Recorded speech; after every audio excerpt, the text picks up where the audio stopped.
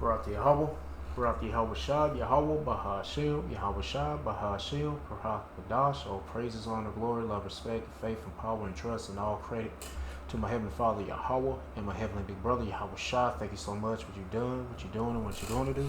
Double honors to your apostles and elders and bishops of GMS, Great Millstone, who I learned from, and all the men scattered all over the world, teaching this truth and none but the truth in the name, spirit, and the power of Yahweh Yahweh Shah. Trying to put a spiritual bug in you Hebrew Israelites ears, you so-called blacks, Latinos, Hispanics, Native Americans, Seminole Indians, and you speckled birds. And what is a speckled bird? That'd be a Hebrew Israelite that look like some of the heathen nations, like for example, a Hebrew Israelite that look like a so-called white person, so-called Chinese person, etc., etc. Got some random videos of news and stuff that's going on around the world. Gonna play these videos. I'm gonna get into the scripture my best ability, say whatever God say through spirit and power, Yahweh Shema Shah, the Holy Spirit, the Quran, Dash, Lord willing be on me. Let's get it. Robots are on the roads, in the streets, performing on stage, even in the White House, and now in the workplace too, as companies increasingly turn to humanoid robots to fill jobs. In Charlotte, South Carolina, auto parts manufacturer Scheffler employs about 750 people, and a couple of robots too. This is Digit.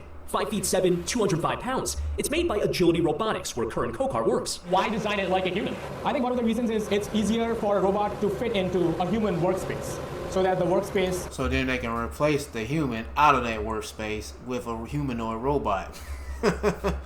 Come on, bro. Oh, they're not gonna, they keep saying, we're not trying to replace humans.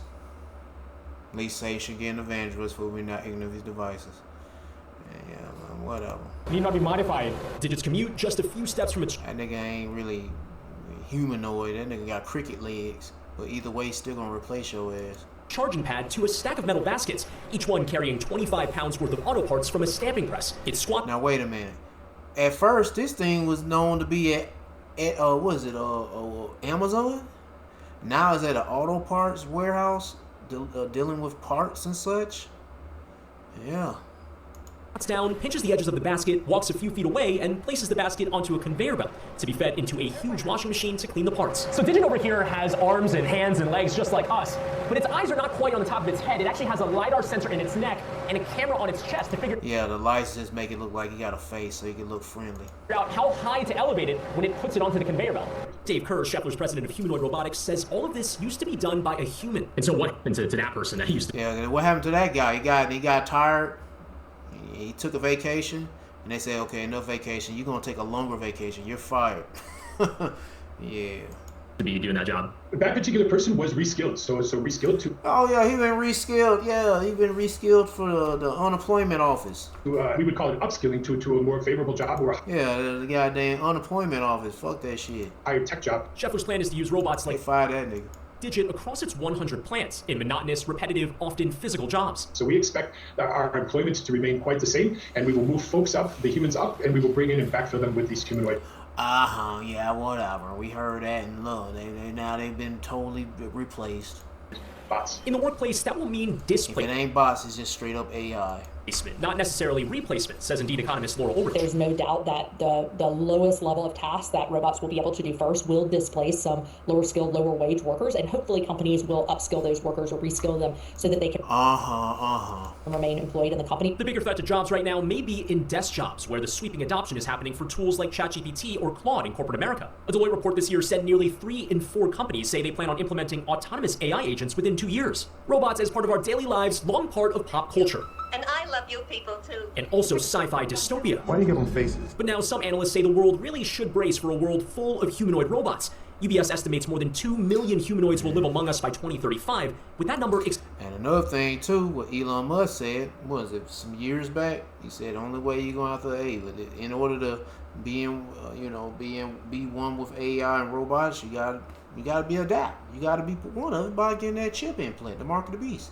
Not with your fucking cell phone. Goodness gracious. I had got a comment, somebody talking about the mark of the beast is a cell phone. I'm like, oh, here we go. Bro, I'm like, bro, you can buy and sell still without the cell phone. If you left your cell phone hundreds of miles away from your from where you're at, you can, if you got cash on you, you can buy and sell. So how the heck? Oh my goodness. He maketh all both. No, how I say? He causeth all both small and great. He causeth all both small and great, rich and poor, free and bond, to receive a mark in their right hand on their forehead. What does that mean? You can't. There's a cell phone in your right hand, or in your forehead ain't gonna leave no mark. He's gonna leave a physical mark to get that chip. And then plus the cell phone ain't underneath the skin. It's outside the skin, so that doesn't count. And I mean, I ain't trying to make no enemies, but I'm like saying, don't feel some kind of way when I explain this shit to you. But bruh, the mark of the beast ain't no fucking cell phone. It's the implantable microchip. Talking about it failed miserably. I remember that coming. I think about doing a video about it. The spirit be on me. I think about doing a video about it. About the mark of the beast, explaining, bro, that hey, the mark of the beast is not a cell phone. It's the chip implant. And you see how they're talking so much about it. We are in these last days, and prophecies are popping out popcorn. If you don't believe that, I mean, it's on you, bro. We'll find out at the end what's the truth. Anyway, back to the video. But like I said, Elon Musk don't want people microchip to keep up with AI and robotics. Be one with AI robotics. And shit. Exploding to 300 million by 2050. Manufacturing has long utilized robots to help make grueling physical jobs a bit easier. And more recently, companies like Amazon tapping robot fleets to do heavy lifting in warehouses. We have over 1 million unfilled positions right now, but we've got an aging population. We've got demand for more manufacturing happening in the US and not enough people to do it. This is Apollo. Other humanoid makers are in the robot race to staff up manufacturing plants. Mercedes-Benz is teaming up with Apptronik, and Hyundai is working with Boston Dynamics. The company famously known for its dog-like robot named Spot, which also inspired this nightmare-fueling Black Mirror episode. Oh yeah, Metalhead. Says robots aren't ready for the home just yet. Going into the home is a mistake. We want to go into factories first, then work towards consumer-facing service industries, and then go into the home. Back at Scheffler, engineer Courtney Bain says Digit's power is its mechanic reliability. You can throw your back out, you can get sick. Digit doesn't have to worry about it. Yeah, he take too many smoke breaks, too many bathroom breaks, be on that cell phone too much. We got to get that out of here. We got to get that slacking shit out of here. And they could be carrying COVID. We gotta get that shit out of there. You gotta worry. It's gonna be a COVID-free environment with this damn machine in working, replacing your jobs. Any of that. Digit doesn't have to worry about that. Digit doesn't have as many knee problems as we do. Even if it takes some breaks, just like us. When humans are on their lunch break, the robot is not running. So I guess Digit takes a lunch break too, like everybody else. In a way. No, they don't take no lunch break. The only time they take a break is they broken down shit, and they gotta get fixed. They'll just replace it with another Digit. Till that other one get fixed. Man, get the fuck out of here talking about somebody take breaks. No, they don't. No, they don't. Okay. Trying to be funny with this shit. You know what I'm saying? Digit takes a lunch break. So then, okay, does Digit eat? Does Digit talk? No. Is Digit more No. efficient? And is Digit safe? Brian Chung, who, by the way, is joining us now. Answer all those questions for me. It doesn't talk, it doesn't eat. When it comes to more efficiency, the company that makes these robots says that they hope to get to a cost of goods, basically how much it costs to make this robot, to be somewhere around $30,000. That's the goal. Might not be there quite yet, but you imagine that is a lot cheaper than having a human on that line making a yearly salary. But safety is the big question here, Yasmin. You saw in that piece that we had that glass box essentially around us. That's because there are concerns that the robot might trip and fall, most notably onto potentially another coworker. That's the reason why the technology isn't quite there yet, but these companies are treating this as a test. Yeah, but once it's there, then hey, now that motherfucker's free range, roaming around the facility, doing the work that a human can do, but much faster and more efficient. No breaks, no vacations, none of that shit. No complaints. Yeah, next video. Hey, you know what? Let me get a scripture. Let me see. Cause I didn't know if I had a scripture on there, but yeah, I do. It ain't just, you know, been saying I'm gonna read this one. It's related to America, but still, I mean, it's worldwide. But I'm gonna read this one because it's related to America. Isaiah chapter 19, verse 15. Neither shall there be any word for Egypt. Talking about America, because it's a spiritual Egypt which the head. This is W7. What the fuck? We have a situation that began last. Like, wait a minute, man. That video ain't supposed to play. But anyway, which the head or tail, branch or rust may do. So, all your executive jobs and your low, you know, say pretty much your high paying jobs and your low wage paying jobs are pretty much, you people jobs are being eliminated by AI and robots. Anyway, and then get back to that video. This is W7. We have a situation that began last night and is still unfolding in Nevada.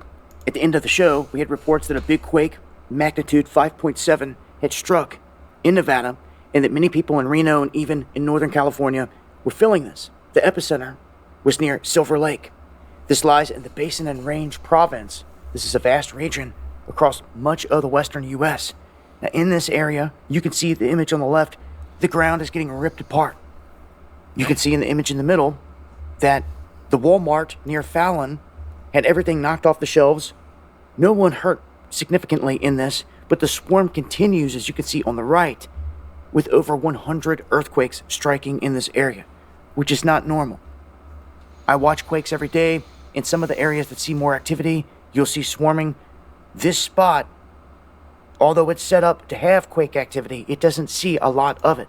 So right now we're seeing what they're saying is an instance where the ground here and the earth is stretching thin, pulling thin, and it's literally pulling the earth apart, ripping the earth apart in this area.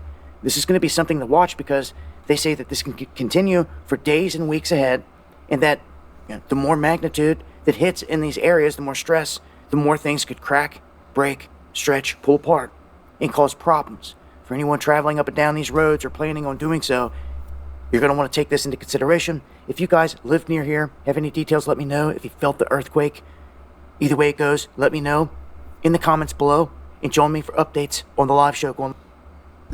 This is big breaking news. A large earthquake has just hit the west coast of the United States. People are reporting shaking, and there's been dozens of earthquakes and aftershocks in the aftermath. We are also having buildings being destroyed and ripped apart as well too. There's potentially people missing as well, and this is happening at night. So let's get into all the details here. You guys can see this is the current earthquake map right now for Monday, April 13th. It's almost midnight on the East Coast right now, and it says here there was a 5.7. You can see it's highlighted in red. That means there was significant shaking. You guys can see this area all around Carson City and even out into Sacramento. They felt possible shaking from this earthquake, right? So pretty large earthquake, this 5.7 that hit here in Nevada, not too far outside of Carson City, Nevada. And you can see 55 different earthquakes, some of them foreshocks, some of them aftershocks that have hit in this region tonight as well too. So something's breaking loose in this area. Lots of pressure is being relieved, and there's actually multiple quote ancient volcanoes that haven't erupted in Nevada in hundreds of years, some of them thousands of years, that could potentially be reawakened. There's actually one right up here in northern Nevada, north of Elko and Winnemucca, and these volcanoes could potentially be reawakened if we have a massive earthquake hit one of them. It could allow new pathways for magma to flow and to fill up their magma chambers in these volcanoes. So you can see here, this is right outside of... I was just thinking, I was away doing something. I'm hearing what he's saying. Volcanoes reawaken, get active. One way they can be active is the nuclear bombs hitting those areas and opening up, maybe causing the fault lines to separate and shit. Yeah, that's one way that shit can get active. But anyway, of Lohaton State Recreation Area, and lots of people are reporting feeling this. So let me know if you're in this area and if you're feeling this shaking on the west coast here. You can see around 173 earthquakes are in frame right now, primarily focused on the west coast. 148 are in Nevada, California, and a couple in Utah over there. So the west coast has been extremely active, and people reportedly felt some shaking even all. Let me see what else you got to talk about. Missing as well. I read reports that there's maybe multiple children that are missing in the rubble of this tornado. You guys can see here's another angle. So this is an apartment complex that looks like, and the entire back end of it has been ripped off from this tornado. This is coming out of Ottawa, Kansas, which is right over there next to Hillsdale and right southwest of Kansas City. You can see though, this just happened tonight, Monday night. So lots of destruction happening in this part of the country. There's lots of storms moving through and tornado potential. There's been tornado warnings that have been issued for multiple different states. You guys can see here, this is Lenexa, Kansas. You can see these clouds that are prime to form tornadoes, right? So this thing swept across the state and left a path of destruction. We will probably see more exactly what happened by tomorrow morning, Tuesday morning, but preliminary damage shows that, this thing was at least a EF3 or something along those lines, maybe a 4. I don't think it was a 5 because, buildings would be completely flattened most likely.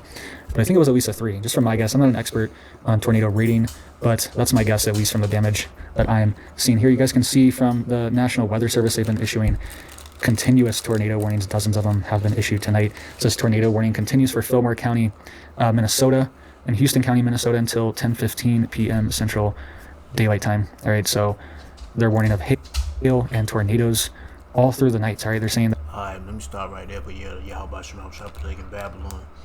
Earthquakes in diverse places. Wind, storms, tempests. Let me get Isaiah chapter 29, verse 6. Thou shalt be visited of the Lord Yahweh of hosts, with thunder and with earthquake and great noise, with storm and tempest and the flame of devouring fire. I haven't kept up on the wildfires and such late, but I know it's that, hey man, that shit summertime, shit getting dry, there's droughts. Yeah, there's gonna be a lot of fires. Let's get to the next one. Let's talk about Maha, and this is another thing that you've been working on that you're very big on, and that is the and in fact, I think you've got a big rally coming up on the SCOTUS steps, April 27th. You're going to be doing some fighting for farmers against Bayer Monsanto. Tell us about that.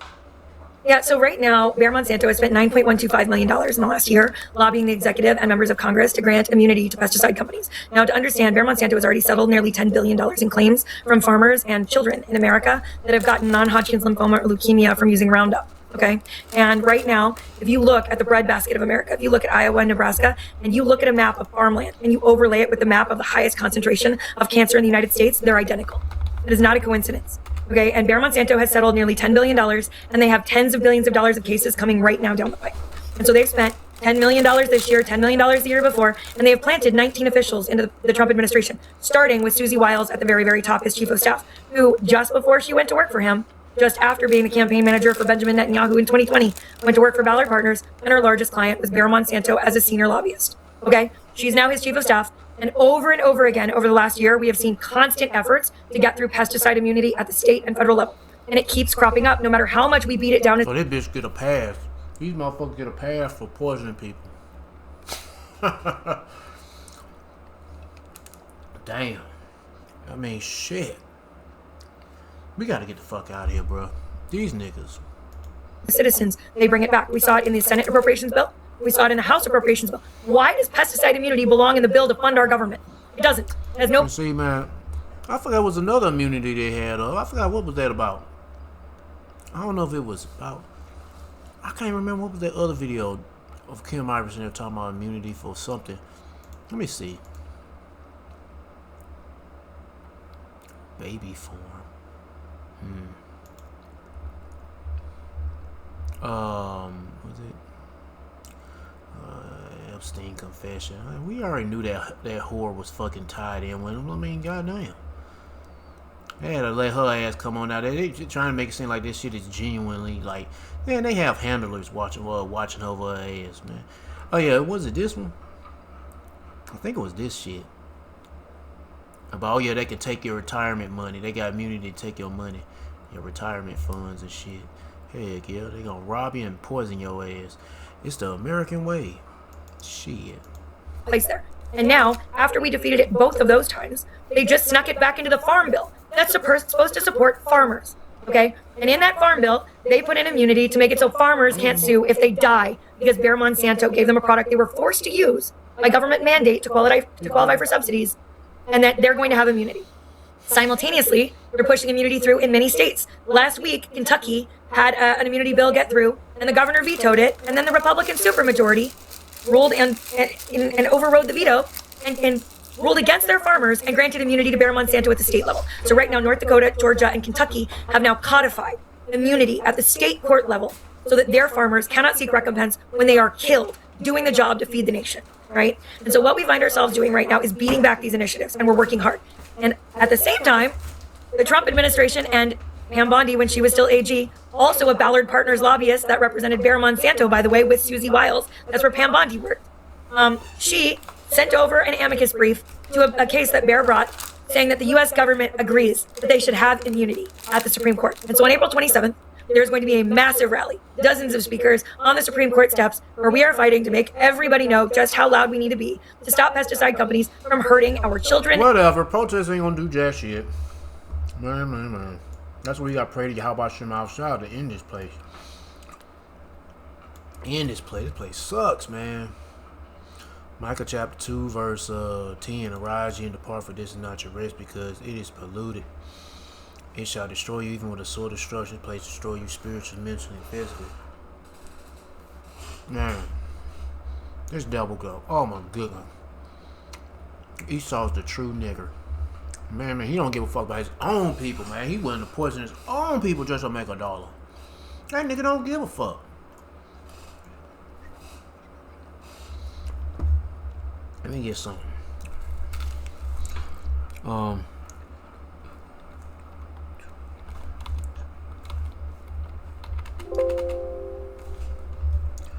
is it? Ecclesiastes chapter 14, verse 5. He that is evil to himself, to whom will he be good? So you know damn Skippy, he ain't gonna be good to you Israelites. He only gonna he gonna be evil to everybody, even his own people. He don't give a fuck. Poison them, he don't care. And they get protection. They get presidential protection for poisoning people. Man, I mean, god dang. Anyway.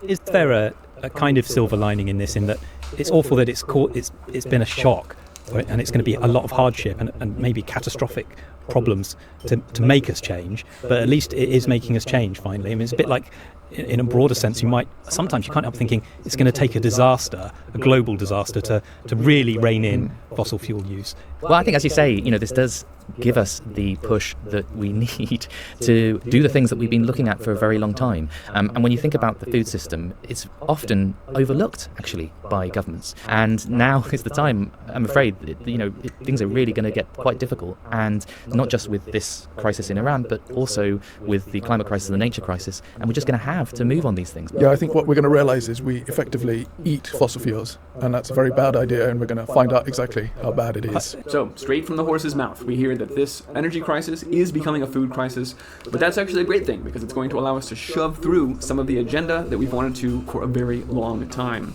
This is exactly why I've been hammering that this is a scripted crisis being used to accelerate the technocratic takeover, but don't take it from me, let's hear more. So the big picture is that about 15% of all the fossil fuels we take out of the ground end up going into the food system in some way. Fertilizers are absolutely essential for feeding the world, so it's been estimated half the people in the world are going to starve if we just stop using fertilizers today. And then sort of looking at the bigger picture, we've got to break this. All these nothing but fucking devils. Anyway. Link between the fossil fuel industry and farming. We use about 1 to 2% of the total global energy supply to make fertilizer alone. And then obviously we've got all of these other inputs, this diesel that's going into transporting food, we've got the packaging that's coming from fossil fuels. Now I want to be very fair here. What they're saying isn't wrong. It is ridiculous that we use so much energy for fertilizer. It is ridiculous that we feed so many grains to cattle.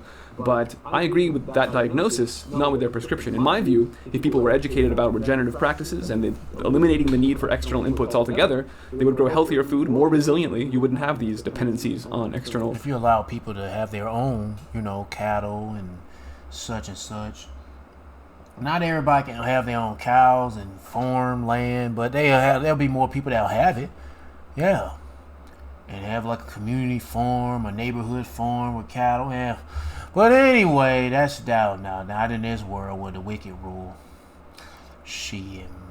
When the wicked rule, the people mourn and starve and get sick and die. Slow or maybe fast. Definitely that's up to Yahweh Shemashah's judgment. Back to the video. And also when the wicked bear of rule, the people get drafted to war, to fight for the small hat, baby dick sucking Jewish faggot fuckers, Amalek. Sources, but that's of course not what the agenda is. The agenda is to take control over the food supply. Watch how quickly the conversation shifts from that diagnosis to their prescribed solution, which I think I had played that. The Oxford professor admits, them three Edomites damn talking to one another. I think I played a video about that shit, and boy, that shit put me to sleep. I was like, what the fuck are they talking about? Anyway. Dictating what you eat. Absolutely. This is one of the major solutions, I would say. Red as fuck. I think the biggest is dietary changes, because an awful lot is of our... ain't white like that dude's shirt. Food is going as feed into animals. Yeah. It's very inefficient, so it's sort of like a nitrogen multiplier, if you like. Yeah, but as you say, we've got to become more efficient at it, and we've got to stop wasting or giving it so much to cattle. The immense... Oh my goodness, they sound like them motherfuckers in the WEF, motherfuckers. amount, isn't it? Tell us about the staggering amount of food that we, not waste on cattle, but that we do feed to cattle then to make milk and meat. Well, for all livestock, we're feeding around a third. So it depends where you're looking in the world. In Europe, for example, anywhere between 40 and 60% of our grains are going towards animal livestock. And in our modelling, for example, we find that if people in high-income nations eat a plant-rich diet, a diet that's healthy for us and for the planet, so that's on the order of a beef burger once every 2 weeks, a chicken breast once a week, that sort of level, still milk every day, then in high-income countries you'd save an area across the world of around the size of the EU. So it's the biggest lever that we have out there. We almost need to do the same things we've done for solar and electric vehicles and sort of leapfrog that process. And to do that, we really need to have more in shaping the food environment in high-income countries so that we do have healthier diets as well at the end of the day, basically. But in case you're still not sold, they then frame it as a national security issue. I mean, the Danish example, the plant-rich action plan that they have, I think is one of the best examples out there. And what they're trying to do is across the whole supply chain, increase the amount of plants that are available. And this has all of these sort of national security issues. I mean, people don't think about eating more plants as a national security issue, but it really is when you look at what's happening to the world and how much resources we put into animal agriculture. For years, I've covered the Eat Lancet Planetary Health Diet, which is all plant-based, the output of the UN Food Systems Summit, the World Economic Forum seeking to end nitrogen fertilizers in favor of genetically modified microbes that will take over the soil completely, the billionaires investing in indoor vertical farms and lab-grown meat, all of it. We're now watching the late... Pretty much, hey, they're going to be trying to starve man out and beast out. They talk, what they say, somehow they giving so much grain to animals to eat, and they make, I guess they making it seem like, or say there's a waste. You gotta do something about that. Let me see. But hey, this famine is gonna hit people hard, even the animals, farm animals. Shit, all animals, hell, cause famine, they're gonna be droughts, they're gonna be lack of water, there's gonna be a whole lot of shit. Let me see. Ezekiel chapter 14, verse 7. Son of man, when the land sinneth against me by trespassing grievously, then I will stretch out my hand upon it and will break the staff of bread. So the Lord gonna break the support of food to the whole world, and will send famine upon it, and will cut off man and beast from it. So you'll say, yeah, it's man-made famine, but ultimately it's Yahweh Shema Shah that's making it happen. So yeah, and it's gonna happen. Stages of that. That's why you need to seek the Lord and build a spiritual mental relationship with Yahweh Shema Shah. Cause this shit gonna be, it's gonna be rough. Playbook as they want to end animal agriculture, we just heard that in his words, and set aside huge amounts of land for rewilding for nature, and then roll out blockchain tracked. Man, please, rewilding nature. These niggas gonna be putting fucking data centers out there with nature. And hell, anywhere there's a big field of grass, or either a big field of trees, all them trees gonna be gone. All that grass gonna be gone, be covered up with concrete. And all you're going to have is noise pollution, light pollution, and the air and water pollution, and all kind of probably frequency pollution, whatever puts off a bad frequency from them data centers. It's going to be a whole lot of pollution. And everything going to get fucked up. Get the fuck out. This shit is retarded as fuck. This is what happens when you got wicked ass ruling the world. The so-called white man, the high IQ man. That nigga's a fucking lie IQ man. That nigga's a fucking nigger. And need to be stopped. Who gonna stop him? Yahweh Shema Shah, but he just letting them build up their shit until the Lord knock their shit down. Supply chains and digital IDs for food and fuel rationing, all of it. This is fundamentally letting governments control what you use and what enters your body, what's on your plate. There's no interest in actually developing. They want you to be weak and have the bubble goods. Yeah, eating their shit, eating their own lab grown shit, so you won't eat something that's natural, that's, that's right for you to eat, that has substance, nutrients. But they don't want you to have those substance nutrients. They want you to be weak, eating filler food, and have the shits daily and nightly. Shit, your stomach won't be it'll be turning wrong directions many times. That motherfucker gonna bust a U-turn in your stomach, or your stomach gonna bust a U-turn in your belly, or whatever. Anyway. Real resilience and educating and empowering people to regeneratively. You turn, that bitch gonna twist in a knot. grow their own food. No, the emphasis is on how do we leverage this crisis as a catalyst to shove our technocratic agenda quite literally down our throats. And I just wanted to make that very clear to you. You know, one of the guys said, sometimes you can't help but think it's going to take a global disaster to really rein in fossil fuel use. Yeah, I mean, false flag event. That's one way to bring in their agendas.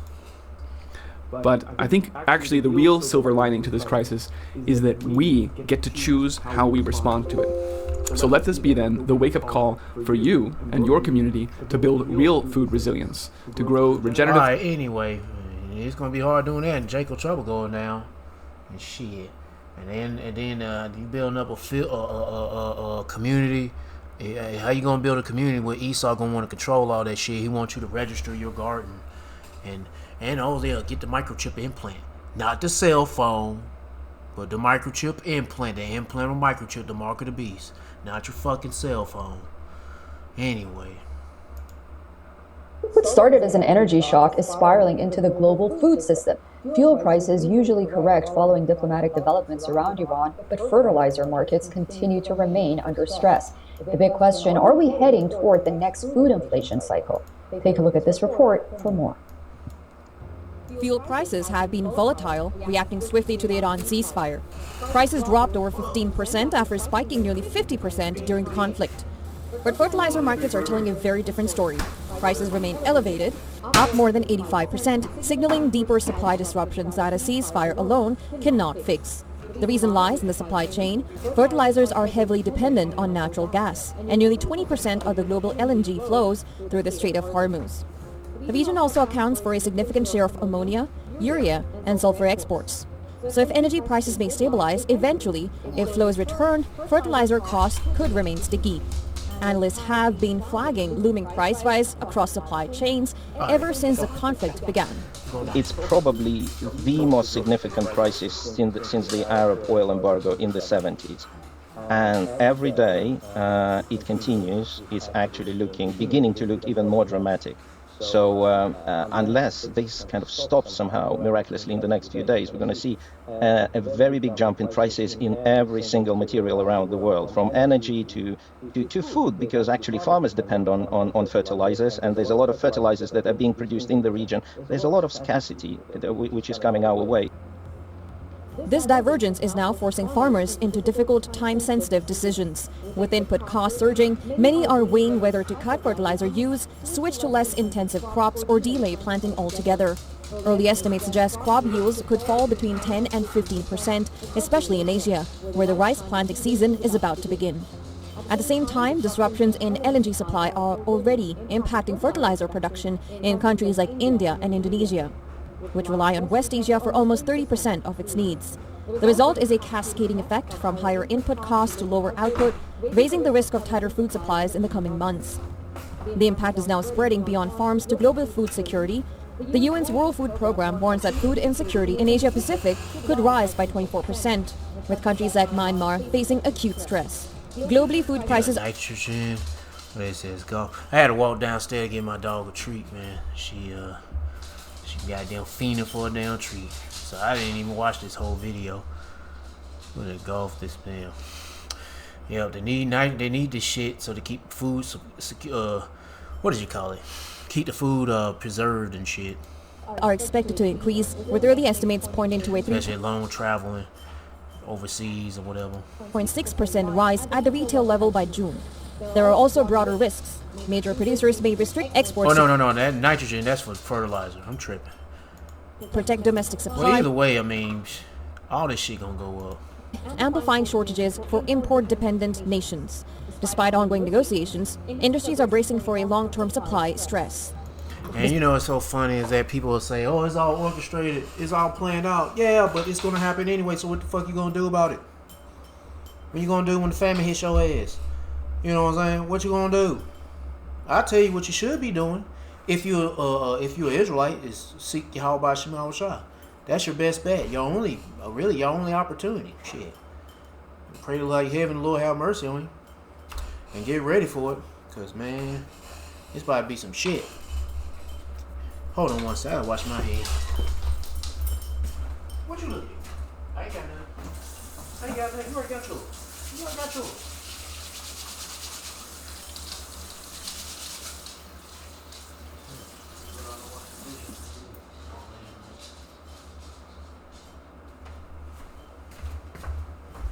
Yeah. What we got? Once again, scripture on famine. Ezekiel chapter 5 verse 16. When I shall send upon them the evil arrows of famine, which shall be for their destruction, and which I will send to destroy you, and I will increase the famine upon you, and will break your staff of bread. So the Lord is going to bring plagues over the whole earth, jacking up the support, or the support structure of the food supply, industry, processing, and all that stuff. It's gonna be problems, issues. I'm trying to find another word besides problem, issues, but that's all I can think of. Anyway, next video. We're starting to get some energy rationing here in the U.S. and certainly around the world. We can put this up on the screen from Time magazine. Strait of Hormuz crisis is driving a wave of global energy rationing. Iran's effective closure of the Strait of Hormuz, one of the world's most important energy transit routes, has caused a global oil shortage. Some nations are now taking extraordinary measures to deal with this. They talk about jet fuel shortages. So Europe's airports have begun imposing restrictions on refueling due to a shortage of jet fuel. They give the specific example of Italy, where in 4 different airports, they've placed some restrictions on jet fuel through Thursday due to limited fuel availability. You've got flight cancellations already. You have in Bangladesh, they talk about how fuel shortages and panic have already resulted in a spike in robberies as people raid gas stations and fuel trucks in order to stockpile supplies. So they are already seeing It's getting chaotic. Oh, I don't know. What was it? They supposed to be. I checked this trailer out of The Punisher. It's not like no big. It's gonna be a big movie in the theaters, but it's the dude would have played in the TV show, the Punisher TV show. And they got a movie, a Disney Plus movie coming out sometime. I think they said May. But I'm watching the trailer, and it looked like all hell breaking loose in the streets. Random people just got crowbars, they got guns, they got bats, and all kind of shit. And I'm just like, yeah. Hey, what are they trying to say? I don't know. It's just a trailer, but I don't know what's going on. But it looked like chaos in the streets. And I'm like, yeah, I like this. I want to check this shit out because they know something about to go down. They about to set some shit off. I don't know what the movie is about. It's called The Punisher. Let me see. The Punisher. I even got the trailer. Punisher presents the Marvel television special presentation, The Punisher One Last Kill. Well, I don't know what is it really about, but gonna find out. Shit. Breakdown in the social order because of the shortages here. You've got impacts in Australia and New Zealand they talk about because they get Crystal Ball. I didn't realize her last name is Ball. They got Crystal, and then I know she married to that other dude. I forgot that dude here. I forgot the guy's name. I haven't played any of his videos lately because he always talking about some left wing, right wing, all that bullshit. But I know that's not his last name. I guess yeah, parents, you know. Anyway, most of their fuel from Asia, especially China, Singapore, and South Korea. With China restricting exports, the Australian government has tried to quell public panic and to prevent panic buying. So you've had issues there as well. South Korea says, you've been talking a lot about South Korea, they're telling people to save every drop of fuel. Here's the latest comment. The current crisis is not a passing shower that quickly... This is 8 days ago, but I know it's still the same shit. Subsides, but rather a massive storm whose duration is uncertain, making it all the more severe.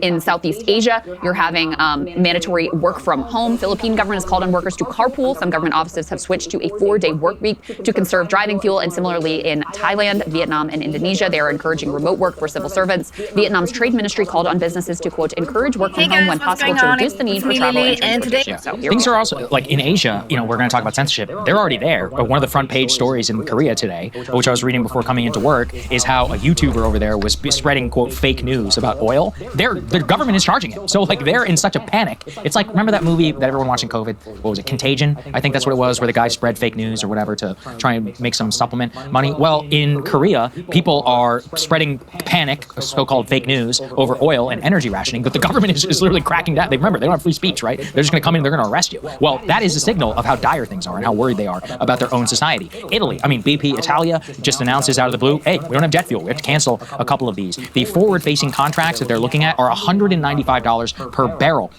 The only way that people will be able to fly for a relatively affordable price across the world is if you don't mind the general risk of being hit by a missile while you're in a war zone, like in Doha or in Dubai. Maybe worth it for some, not worth it for, I think, for most. I'm not taking the fair deal, all that. You know, I've done budget travel, but that's a little bit too far. And already I saw a report like Qatar Airways was offering refunds up until July on some flights, and Dubai, Emirates, Abu Dhabi, like all of these major ports. Now, remember, it's not just air travel, it's also air cargo. Air cargo moves all across the world, and this is creating like this black hole in the center, and then also spreading out from all of that of jet fuel. So I actually really think jet fuel is the most under-discussed element of the crisis, because we're already seeing it in Italy. We saw the warnings in the UK where they're like, hey, in the future, you know, I mean, I don't know if, you know, if you've ever landed at London Heathrow, but if you ever do, like the price is extremely high because they have like a $200 landing tax. It's like that could be much higher, right, for a jet fuel surcharge. We've seen it with Amazon. You just talked about 3.5%. You could see that in the future. Any good that has to be moved by air cargo is going to become dramatically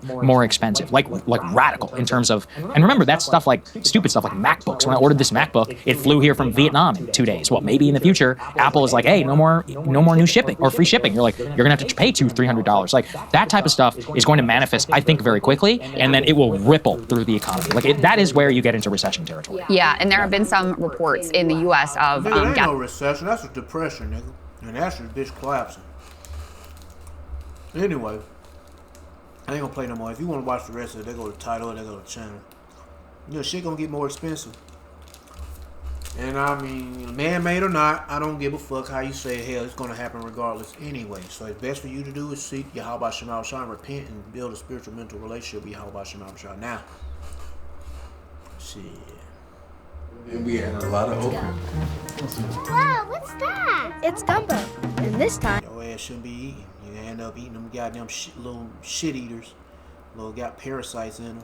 Hey guys, what's going on? It's me, Lily, and today I want to bring you the news from Europe again. And first, I would like to start with the elections in Hungary. Now, after 16 years in government, the Prime Minister Viktor Orban got defeated by a new candidate who is called Peter Magyar, and who was the victorious opposition leader. And Magyar exclaimed after the victory that he has liberated Hungary, and also Magyar got 2/3 majority votes.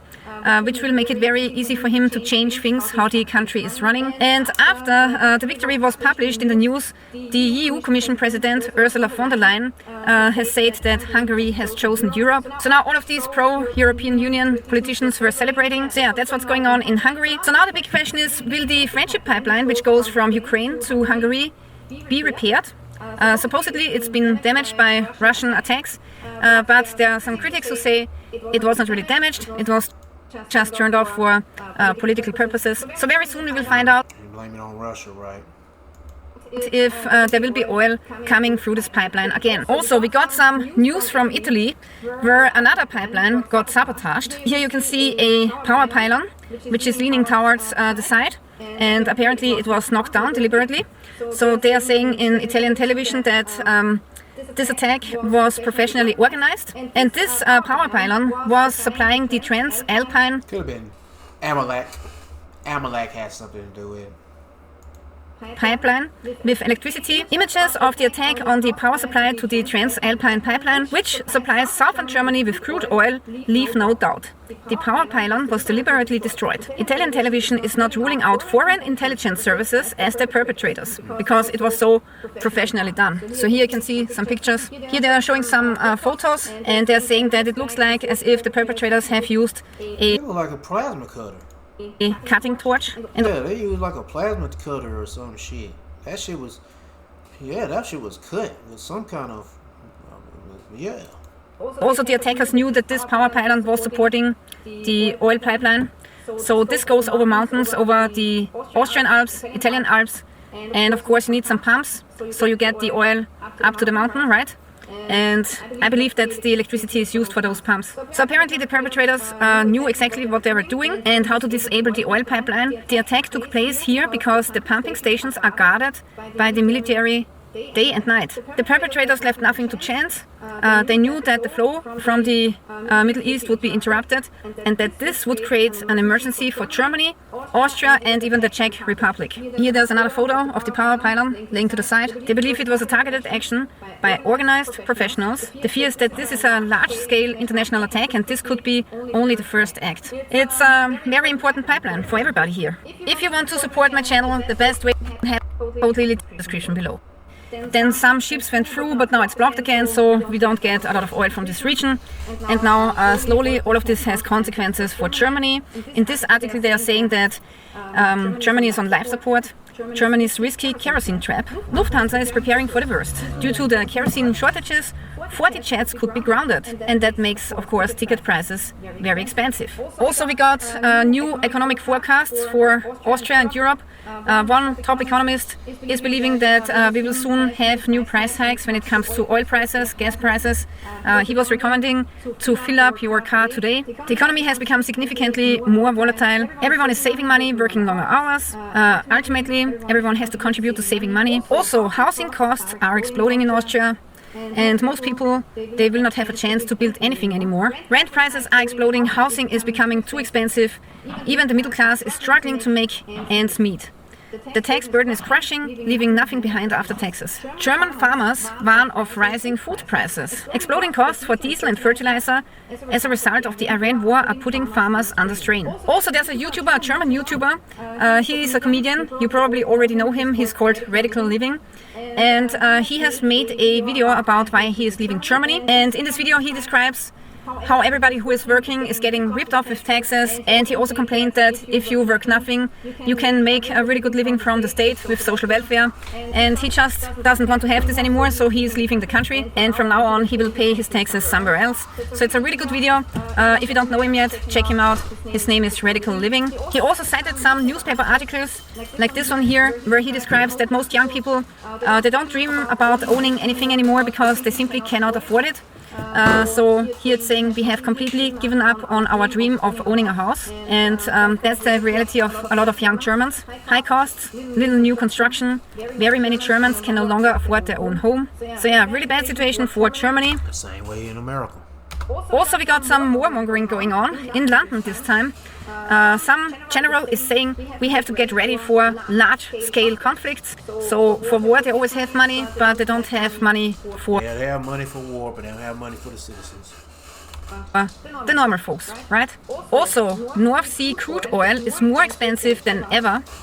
And the ceasefire is not relieving pressure on the market. Attacks on Saudi facilities and the situation in the Strait of Hormuz are driving up oil prices.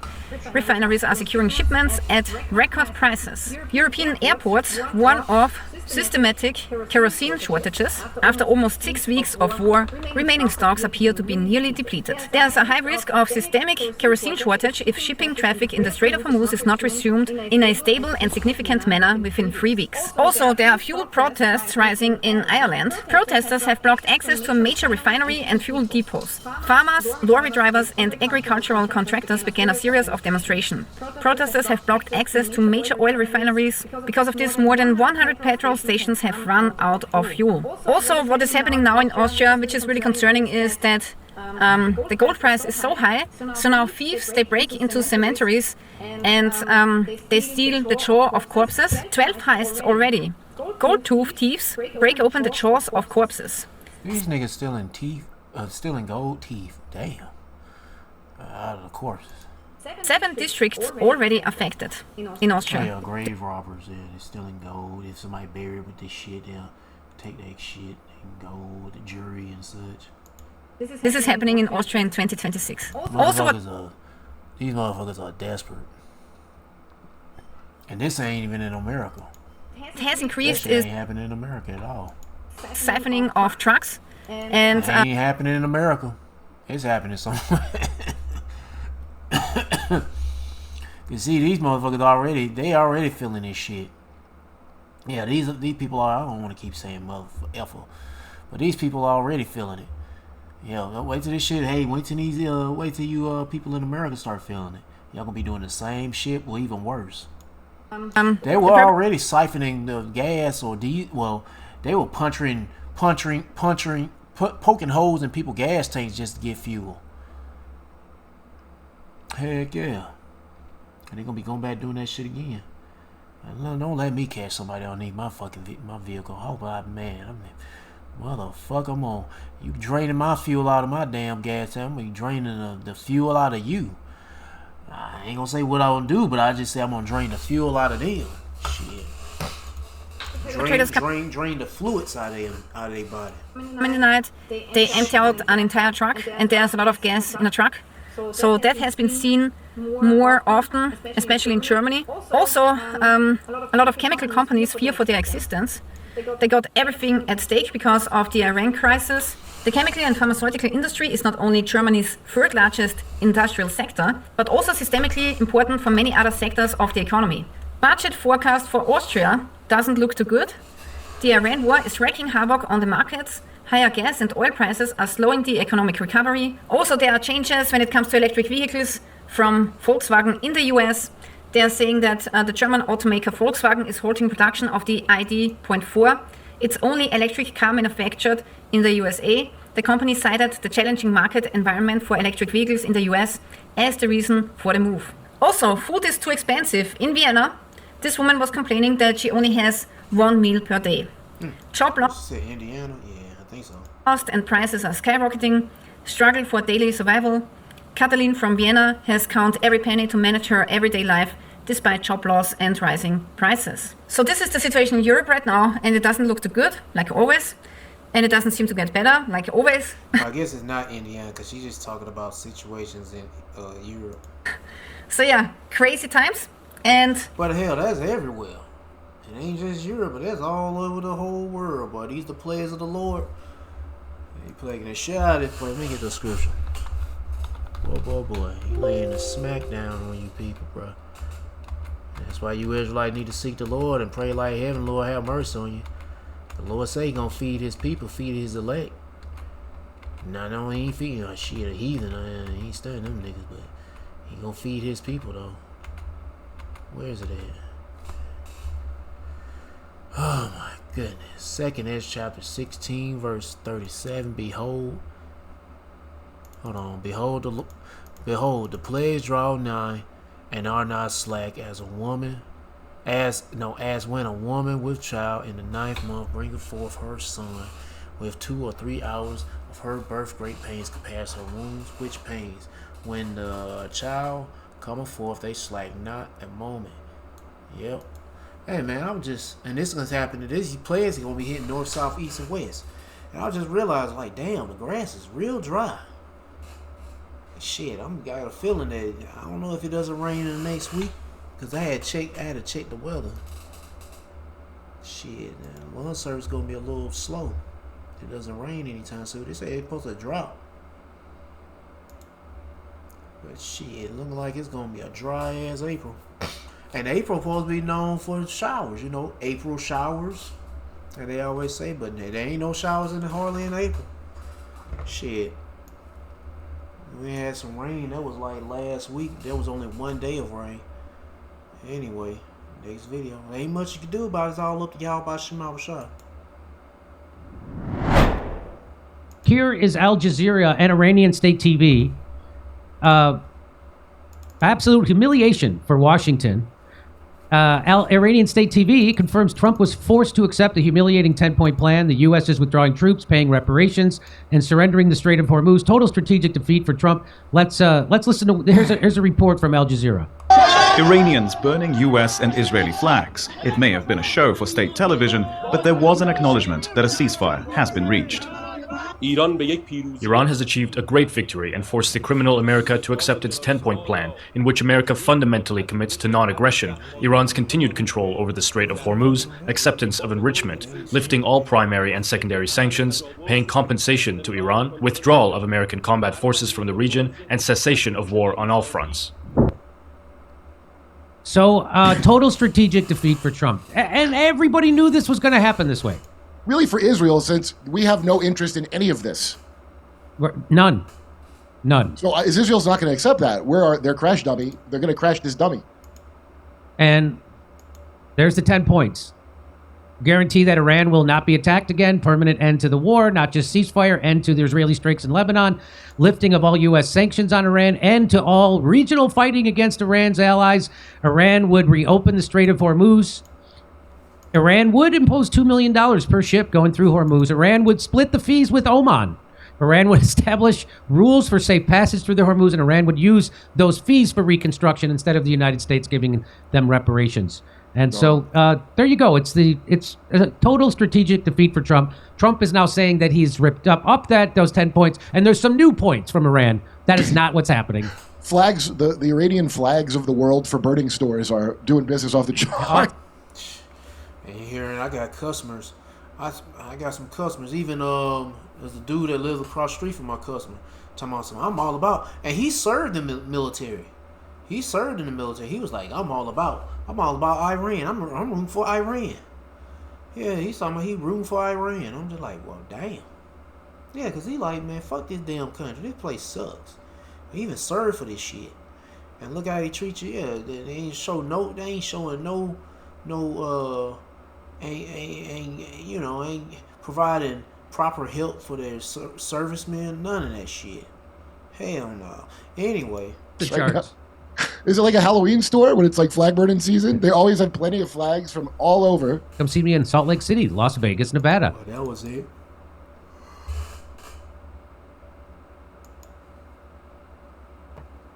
This is Dabu7, and we have Trump making fresh threats here toward Iran, and not just the people he says he wants to remove from power. He is talking about targeting, number one, the energy structure all throughout the country, all the power plants, which would affect the civilians, and as people say, he's going down the path of war crimes, crimes against humanity. Now he's directly targeting the civilian water supply. Civilian water supply. This would cause an issue super devastating, and he says, I would hate to do it. Well, that nigga love to do it. He don't give a fuck. Damn devil. But ultimately, ultimately it's the Lord plaguing them damn heathens. Because, yeah, look what y'all, these fucking heathens, don't think these heathens are innocent. No, because these niggas had a part in our captivity, too. Israel's captivity. I ain't talking about them gutter rat, baby dick sucking, faggot fuckers. Amalek, no. I'm talking about you so-called black Latinos, Hispanics, Native Americans, Seminole Indians, and speckled birds. You Hebrew Israelites, yeah, they played a part in our downfall and captivity. So fuck them. Oh. But, I'm just calling it like, say, it is a humanitarian crisis if he starts this shit off. But, whatever. Many people saying that if he does this and makes a move like this and targets civilian water supply, that there's going to be no turning back from that moment. Yeah, because the same thing you do to them, they going to do to you. Which he don't give a fuck about either way it goes. That's why I say, man, the prophets say, hey, seek the Lord, repent. And they try to build spiritual mental relationship with Yahweh Shema Shah to your best ability. Because no matter what it is, this is a stage, a plan, but it don't, whatever. What are you going to do about it? Seek the Lord, repent. Because it's still going to go down regardless. Now, and a lot of people are going to suffer. His base is completely obliterated at this point, especially after the whole Jesus AI post that he turned around and tried to deny was what it was. And all of that fiasco, whole different video on that, did a live stream on that. But the threats now against Iran are geared toward not just this administration or regime that Israel says is now worse than the original. What do you think that means? That means this whole thing is about to get drug out big time. And this is going to cause the issues that we've warned about supply chain shock. It's going to affect things that people are not even realizing. Now, let's look at the Gate of Tears. The Saudis are begging Trump to end this whole Hormuz blockade because they think that Iran's going to get their people down in Yemen to come down on the bottom of the Red Sea, right across in the region you can see circled right there in the center of the screen. This is dubbed the Gate of Tears, and this is an extremely important passageway, just like the Strait of Hormuz is. This one coming out of the Red Sea.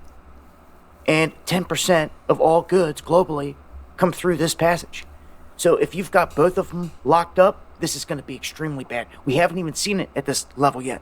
But if this happens, as they're warning, and it very well could in a state of war, this is going to seize up the supplies through this entire region, and it's all going to be bottlenecked. This in turn is going to catch up.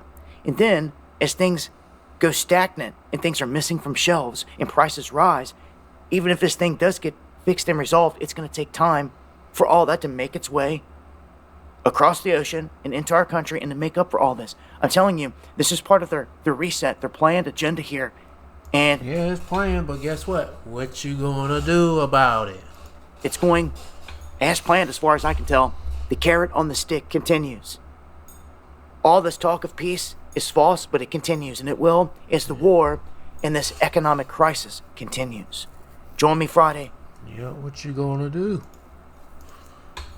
This blockade is as porous as, I can't come up with the appropriate metaphor at this point in time, but let's just say there's giant holes in this blockade. This is a politically motivated blockade that has zero chance of effectuating any impact on shipping coming out of the Strait of Hormuz.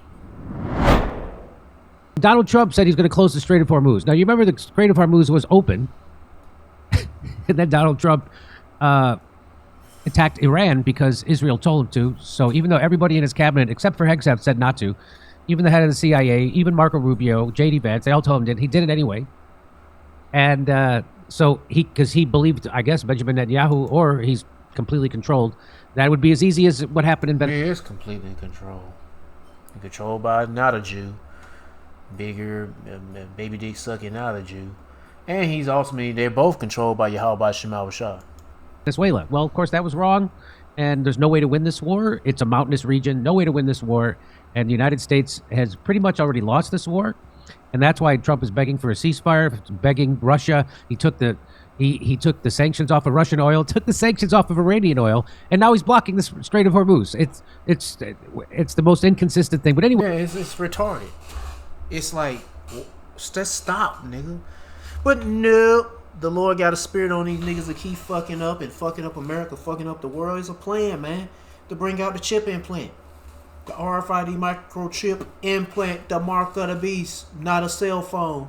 Because if the cell phone was the mark of the beast, all these other, like, oh my goodness, where's the destruction at? Where's the nuclear destruction at? Because that's when people take the chip, then the Lord's gonna come return, and pretty much shit gonna be destroyed here, mainly in America. But the mark of the beast is not here. It's not the cell phone. Anyway, I don't even want to get into that. I want to make a video about it if the Lord put a spirit on me to do so. I might not even talk about it. I don't know. Anyway, so Iran blocks the Strait of Hormuz, starts charging people. Most likely, I won't be talking about that video about no mark of the beast. Nah, because I got other news to talk about. $2 million countries, $2 million for passage. It's going to make them. It's going to make them close to $100 billion a year doing that. And so Donald Trump went on Maria Bartiromo, and this is what he said. This is what his new big idea is. Right. Mr. President, can you explain to us what is going on right now with the blockade in the Strait of Hormuz? Well, we're going to be blockading. It'll take a little while, but it'll be effective pretty soon. And we had meetings yesterday. They, as you said, lasted 21 hours. That was a long meeting. We had some very, very good representatives, as you know, JD and Steve and Jared. So we were well represented, but we didn't get there on the important issue. They want to have nuclear weapons. They're not going to have nuclear. Okay, so he's got two people who are working against American interests as negotiators, Kushner and Witkoff. The only one there representing the United States is J.D. Vance. J.D. Vance is taking orders almost directly from Benjamin Netanyahu, just like Trump is. And the idea that Iran is trying to get a nuclear weapon is, again, just a ruse for doing whatever Benjamin Netanyahu wants, I'm sorry to say. So he's said now he's going to close the Strait of Hormuz. It's already closed. Iran controls it. Well, let's listen to what, first of all, blockading Iran from having nuclear weapons at this late date, it's kind of like blocking Randy Fine from Krispy Kreme. Anyway, but so he's already, so that's Trump's big idea, is he's going to block the Strait of Hormuz. Already blocked. So what does that mean can the United States do that? And this is after he took the sanctions off Iranian oil, because the whole world is going to go into a major depression if they don't do that. It's already a depression. Well, it's going to be major, though. but it's already at a depression, and it's going to get that way. Cause why? The Bible say so, and Yahweh Shema Shah's words, especially coming out of the prophets. Hey man, that's why seek Yahweh Shema Shah and repent for you Israelites. If we don't start getting oil coming out of the Middle East, and so now he's threatened to annihilate their country. Not doing that. So he's bluff. They beg for a ceasefire, and his latest thing is because the United States walked away from that negotiation on Saturday at the behest of Benjamin Netanyahu, who's giving them direct orders. I think from the head table, right? Yeah, while Trump was handcuffed to a toilet. We're going to get to that in a second. And so now his big idea is he's going to block the Strait of Hormuz and not let any ships through, which is ridiculous because that means that the United States would start a world war with China or start a war with Russia or Japan. And so here's what Scott Ritter has to say about it. These ships, come on, ladies and gentlemen, look at a carrier battle group. First of all, the ships on the carrier battle group are there to protect the carrier. So if you have a cruiser or a frigate or a destroyer running picket, meaning they're the buffer between Iran's missiles and the carrier, the last thing these picket ships are going to be doing is diverting to intercept a tanker because now they're off station. So we're going to need more ships. I'm going to start right there. If you want to watch the rest of it, be my guest. They go to the title of it. They go to channel. Trump's disastrous plan to blockade the Strait of Hormuz. Yeah, just keep on fucking shit up. The world isn't on the brink of something, it's already here. But let's start where the fire is the hottest, and that is the Strait of Hormuz. For the first time since the U.S.-Iranian war began, American warships pushed through that narrow corridor of water. 12% of the world's oil flows through the strait, and Iran's response was immediate, threatening to attack any U.S. Navy vessel that crosses it. Meanwhile, U.S. intelligence is now confirming what many suspected. China is not sitting on the sidelines. Beijing is taking an increasingly active role in the Iranian conflict. And President Trump has made the warning blunt. Ship arms to Iran, and there will be, quote, big problems. But the stakes don't stop at military hardware. The Airports Council International... We're like talking big problems. China like, fuck you, nigga. We can do what the fuck we want to do. That'd be big problems for your ass. We can just cut the supply off with the medicine and the food and everything else. No more iPhones for you. Shit. Nothing be sent to your ass. is already... Oh, and some of the stuff that America received, like tungsten and some electronics for their military, shit, chips. I don't know what the fuck else they get. But China cuts that off, which most likely, I don't know what's going to be. But yeah, if China cuts that off, then America, you fucked. Warning of global aviation... Really, the citizens are fucked. ...fuel shortages if the strait stays closed. Flights, supply chains, your gas prices... The hell's going to be, gonna be fucked anyway because, hell, America's doing this shit to themselves. They shooting themselves in the foot by blocking off this what you call it, the straits. The strait isn't just a military flashpoint, it's an economic choke point for the entire planet. And while all eyes are on the Middle East, Europe is holding its breath. NATO fighter jets were scrambled after a Russian aircraft appeared over European airspace with no flight plan filed. No warning, no identification, just a mysterious plane over the continent. At the same time, Russia's rolling out intercontinental ballistic missiles for nuclear drills, ICBMs, the kind designed to travel thousands of miles and hit the other side of the world. Yeah, and then that sword, that mighty sword. Could this be a deliberate signaling? Russia wants NATO and the United States to know exactly what is on the table. Whether it's a bluff or a blueprint, the message is clear. They are ready. Across the Pacific, North Korea conducted engine tests for a missile with a very specific target in mind, the U.S. mainland. Not a regional weapon, a weapon designed to cross an ocean. In China, Beijing is running military drills simulating a U.S. nuclear strike in the event of a war with Taiwan.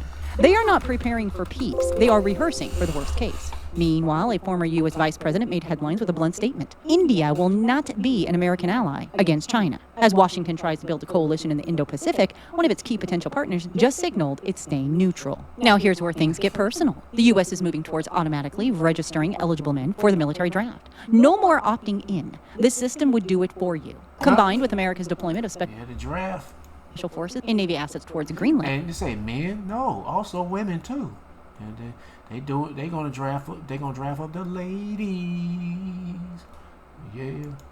And a Pentagon AI weapons program called Project Maven being described as the future of war, a picture starts to form. The United States is not just reacting, it's reorganizing. And underneath the ocean floor, there's a quiet race happening that most people don't know about. A scramble to protect the submarine cables that carry 95% of the world's internet traffic. Cables that, if cut, could sever global communication in minutes. Military and intelligence agencies are calling it one of the most urgent vulnerabilities in modern warfare. But let's talk about Turkey and Israel, because this is beginning to look like a precursor to Ezekiel 38. I'd like to take you to this next headline from She gonna start reading the scriptures. Alright, well, anyway. Prophecy Newswatch. Turkey threatens to invade Israel. A prophetic storm is brewing. The words were not whispered. They were not vague. They were not misunderstood. In a moment that sent shockwaves through geopolitical circles, Erdogan stood before an international audience in Istanbul and issued one of the most direct threats yet against Israel. There is nothing to prevent us from doing it. That it, as he made unmistakably clear, was military intervention and invasion. For years, rhetoric between Turkey and Israel has fluctuated between tense and hostile, but this was different. This was not merely criticism. This was not diplomatic posturing. This was a sitting leader of a NATO member openly invoking military act. Yeah, but didn't Israel attack them for some? I tried to say it was somebody else, but it was really Amalek that did it. Yeah, I think so. Against a U.S.-backed ally. In doing so while referencing past Turkish military interventions as a precedent. Speaking at the International Asia Political Parties Conference, Erdogan drew direct comparisons between Israel and previous theaters where Turkey projected power. He pointed to operations in Libya and declared, "We will do the same to them." That statement alone would have been enough to spark alarm. But Erdogan went further, launching a personal and inflammatory attack against Benjamin Netanyahu, accusing him of being blinded by blood and hatred and running what he described as a blood-stained genocide network. Turkey's foreign ministry escalated even further, labeling Netanyahu the, I can't say that on YouTube, of our time, a comparison that all but ensures diplomatic relations will remain deeply fractured, if not beyond repair. And Israel, for its part, did not stay silent. Netanyahu fired back, accusing Erdogan of enabling Iran's network while brutalizing his own Kurdish population. Other Israeli leaders went further still, describing Erdogan as a power-hungry authoritarian clinging to imperial fantasies. Alright, anyway, these niggas going back and forth. They all damn heathens, and they all gonna be slaves. Anyway, I don't want to. Let me cut this out before she goes into the scripture, because I do not want to hear her ass talking about the scriptures. Man, I'm almost done. I'm gonna play this one last video coming from the Hopeful Elect 3. Let me read this. 12 verse 14. No, 12 verse 14. Revelation chapter 11 verse 14. The second woe is past, and behold, the third woe coming quickly.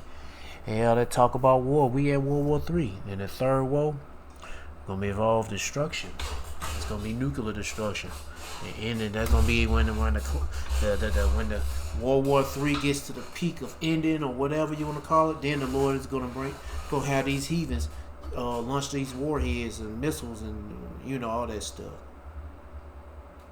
Yep. And then the Lord returns with the mighty salvation and gather up His elect, and then after that, then there'll be a lot of destruction all around the world, mainly in America. Let me get Joel chapter 3 verse 9. Proclaim ye among the Gentiles, prepare a war, wake up the mighty men. Let all the men of war draw near, let them come up, beat their plowshares and the swords and their pruning hooks and the spears. Let the weak say, I am strong. Yep, they're getting ready for war. They got them swords sharpened, and they're ready to battle it out. And when the countries that didn't have no army or nothing, no kind of muscle and strength, now they build up. The Lord built them up, and now they're saying, "Well, we ready to go to war." Who wants some? Let's get to the last one.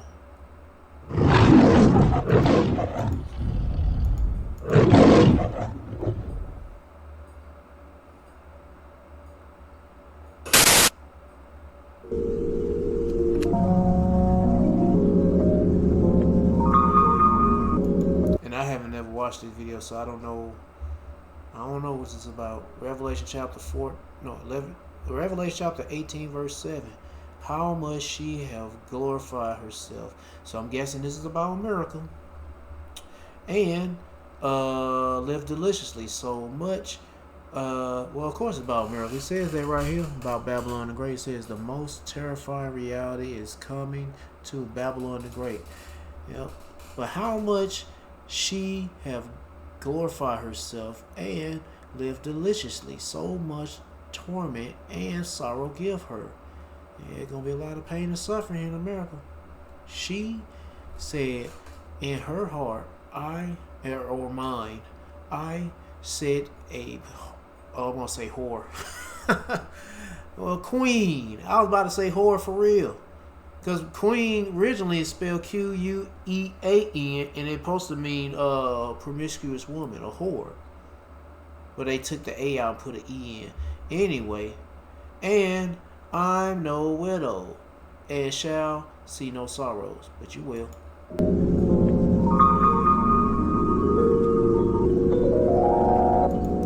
Therefore shall her plagues come in one day, death and mourning and famine, and she shall be utterly burned with fire, for strong is the Lord Yahweh, God, who judgeth her.